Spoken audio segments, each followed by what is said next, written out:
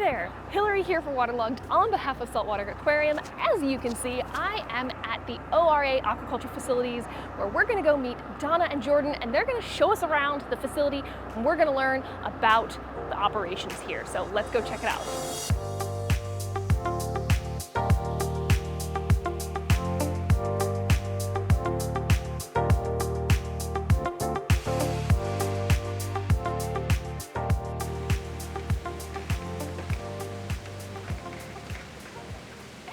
Hey. Figured I'll spray first. Ah, what's this for? So this is like an acting sanitizer. So every time we enter a building or exit a building, we typically spray our hands, our arms, get nice and wet, make sure that we're kind of sanitized, just in case we touch anything, we're not cross-contaminating. Love that. I always find that really fascinating when I come to places like this, like big aquaculture facilities or, conservation places, that like biosecurity is such a really important part of it. For sure, especially since we have so many separate buildings with different animals in it. We don't want to take something that may be happening in one building and take it to another. So we're very, very strict on our biosecurity here. And I see you've got foot baths too that we'll probably have to walk through, I assume. Yep, of course. So let's get to it. All right.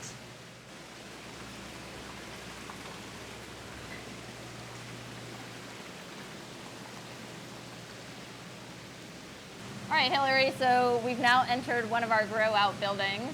It's a hatchery where essentially all of the larval fish come.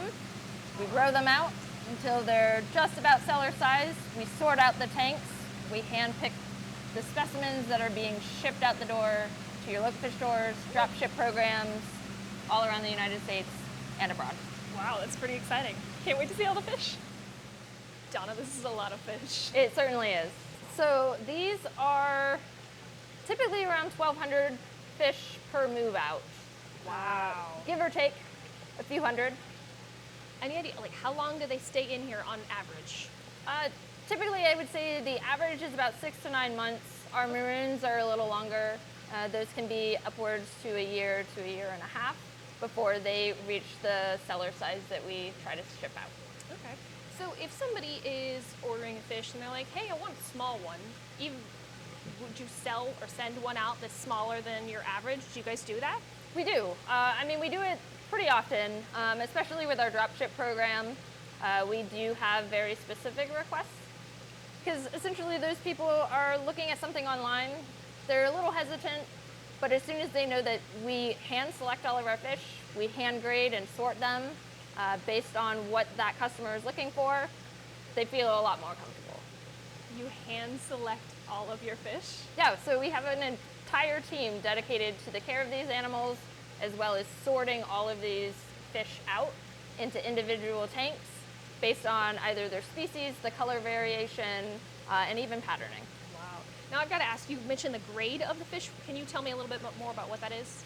Yeah, so some we consider like our regulars, which would be like a standard ocellaris, and then some would be like a premium or a designer.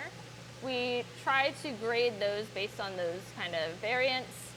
One is going to be a wild caught, one is going to be a designer that we've kind of created. Okay. And then we go from there. Wow. So obviously there's a ton of fish in here. How often do these guys get fed? So depending on the stage of grow out they're in, I believe it's 3 to 6 times a day, depending on how quickly we need to raise them to cellar size.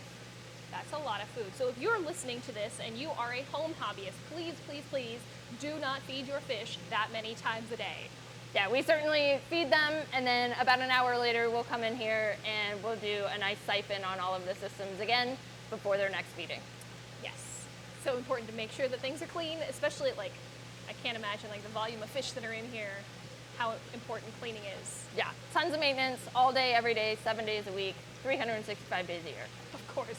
You guys don't get breaks. There's a hurricane, you're here, right? Yep. Wow. Now I noticed that these systems don't have lights on them.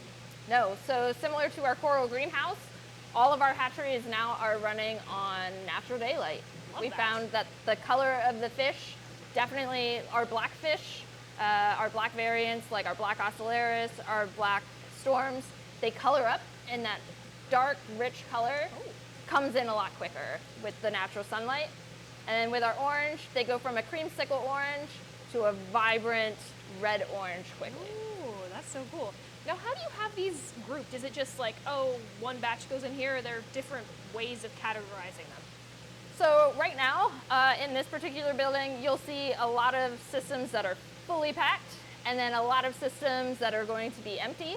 Those systems are seated, waiting for the next kind of clutch to come through. And typically that's about 1,200 fish that get put into that system for grow out. And they'll sit there in that system for anywhere between 6 and 9 months until they get a cellar size, which is roughly 1 1/4 inch, 1.5 inches. Okay.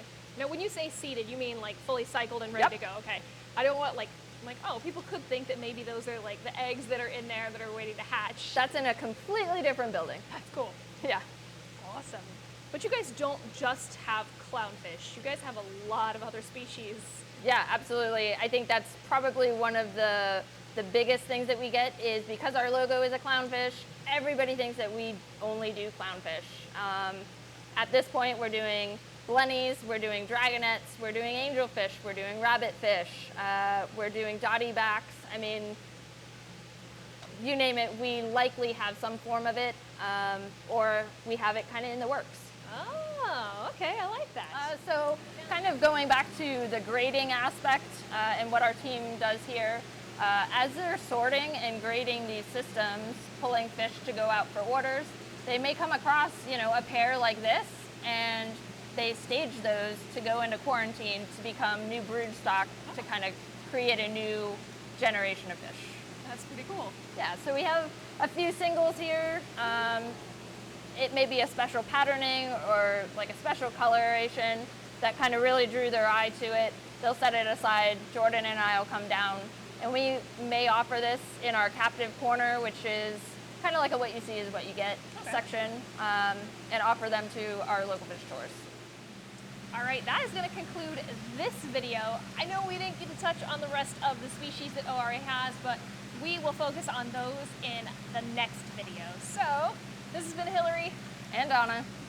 for Waterlogged on behalf of saltwateraquarium.com. Thank you so much for watching, and we'll see you next time.